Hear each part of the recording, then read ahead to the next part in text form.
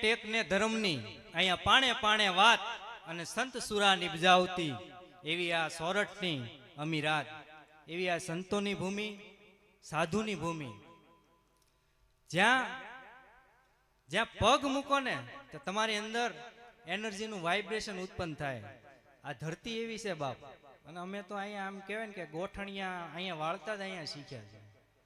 અમારું આનાથી વિશેષ અહોભાગ્ય હોય જ કયું બીજું ભાઈ. 9 દિવસની આ જે રામકથાની મોજ તમે જુઓ.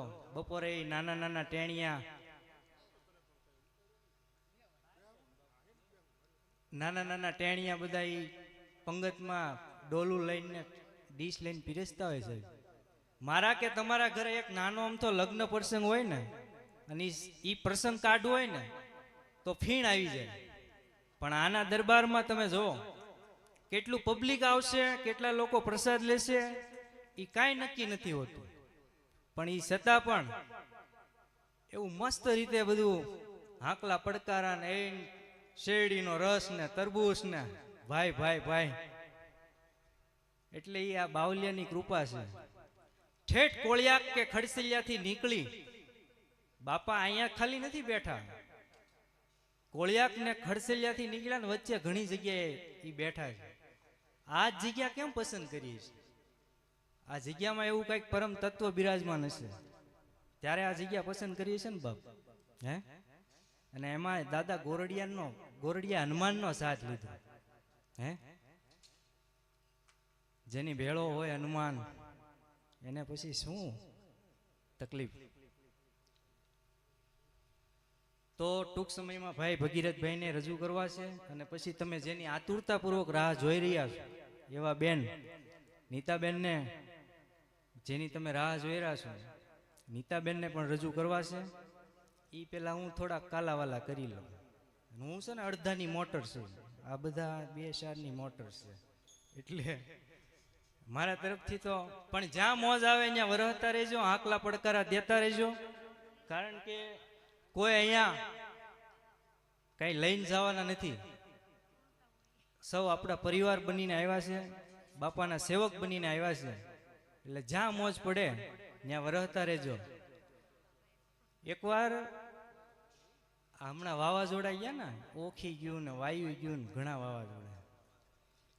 ઓખી વાવાઝોડામાં એક દાદા ઉમરાની વસાળે બેઠા. એટલે હું ત્યાંથી નીકળ્યો. મેં કીધું આ દાદા કઈ અંદર નહીં બહાર નહીં.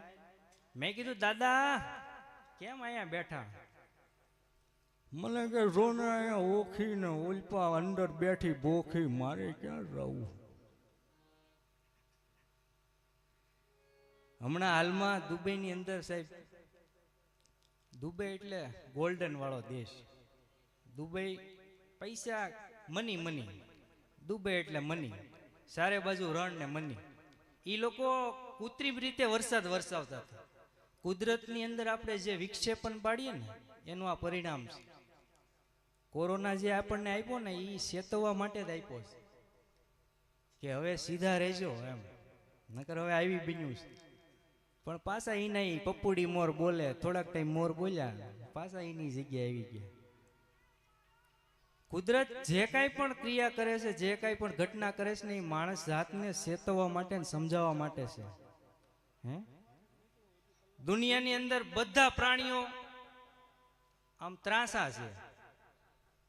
પશુ હોય, પ્રાણી હોય, બધા આમ ત્રાસા બને. માણસ એક જ સીધો છે. પણ ઈ બધા સીધા હાલે, માણસ છે ને ઈ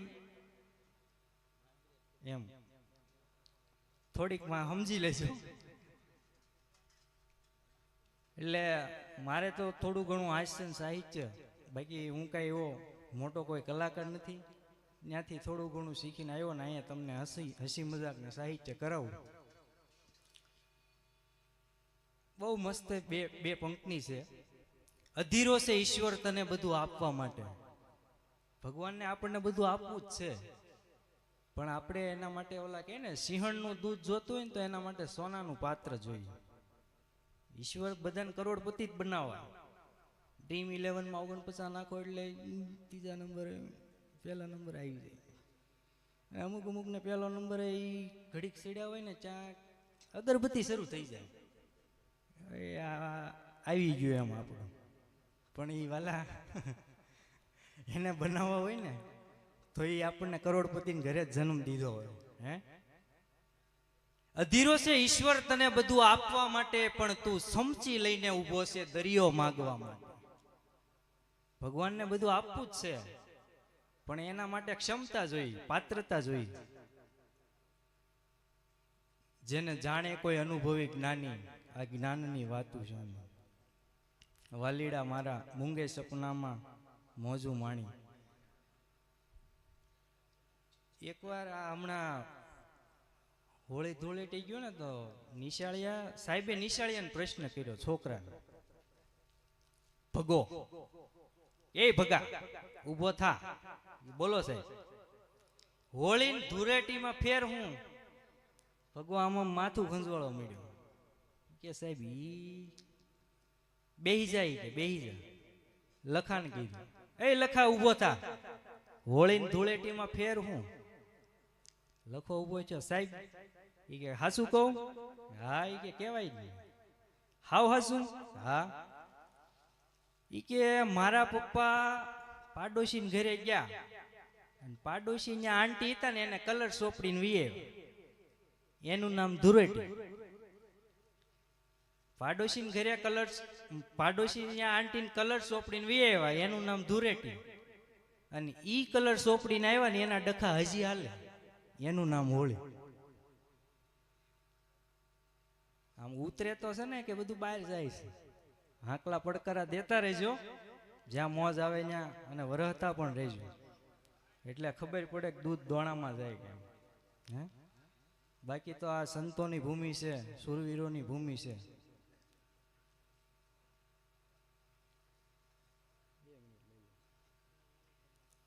તો એક બે કડી લઈને પછી ભાઈ ભગીરથભાઈને રજૂ કરવા છે. પછી આપણે ધીમે ધીમે હાસ્ય સાહિત્યનો દોર શરૂ કરશું.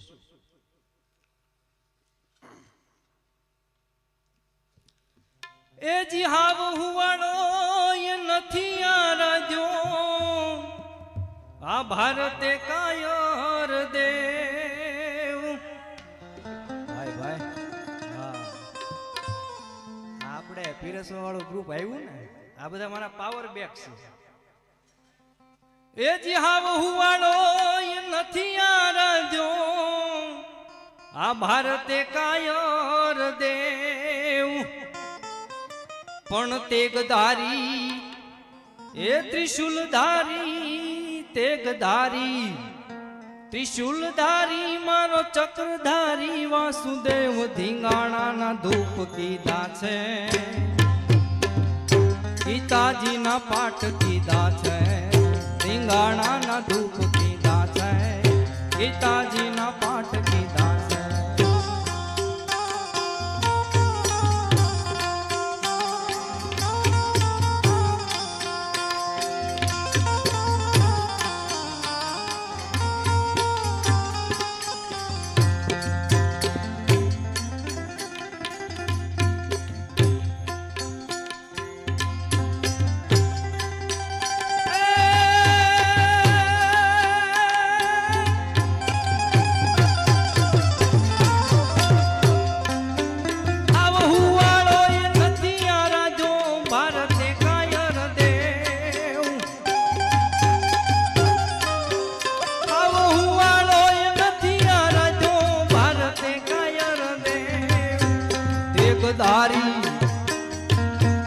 એકધારી ત્રિશુલધારી મારો ચક્રધારી વાસુદેવ ધીંગાણાના ધૂપ કીધા છે.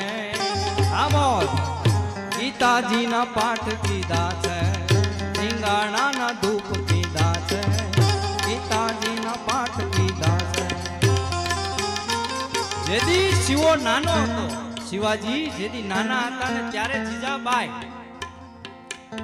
નાની નાની કણી જીજાબાઈ શિવાજીના મોઢામાં આપતી હતી. અને એની સહેલીઓ વાળી ગઈ, સખીઓ વાળી ગઈ, જોઈ ગઈ. અરે જીજાબાઈ તમે આ શું કરો છો? હજી આના મોઢામાં ધાવણ ફોરે છે ને તમે આ શિવાને અફીણ આપો છો? અને ત્યારે ભારત વર્ષની સન્નારી, ભારત વર્ષની નારી જીજાબાઈ બોલી હતી, જેથી મારો શિવો મોટો થાય અને દુશ્મનો સામે મીટ માંડે અને તેથી દુશ્મનો મારા શિવા ઉપર કાવતરા કરે, શિવાને પાડવાની કોશિશ કરે, તેથી શિવાને કોઈ ઝેર આપે ને બાપી ઝેર નો સડે ને એટલે હું મારા શિવાને અત્યારથી ઝેર આપું છું.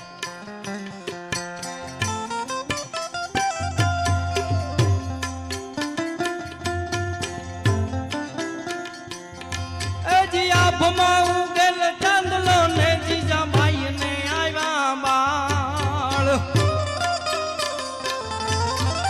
આભમાં ઉગેલ ચાંદલો ને જીજાબાઈ ને આવ્યા બાળ, બાળુડા ને માતહી ચોળે કાણા નાણા ડુંગરા બોલે, શિવાજી ને નીંદરું નાવે માતા જીજાબાઈ ઝુલાવે.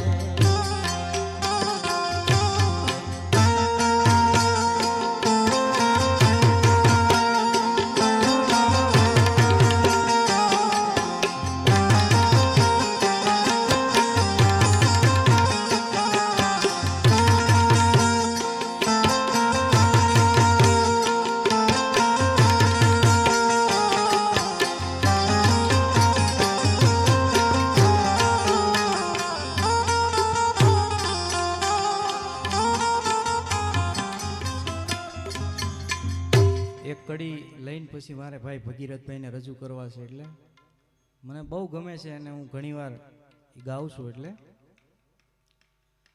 ધન કુખજી જા બાયની જા શિવાજી જન્મ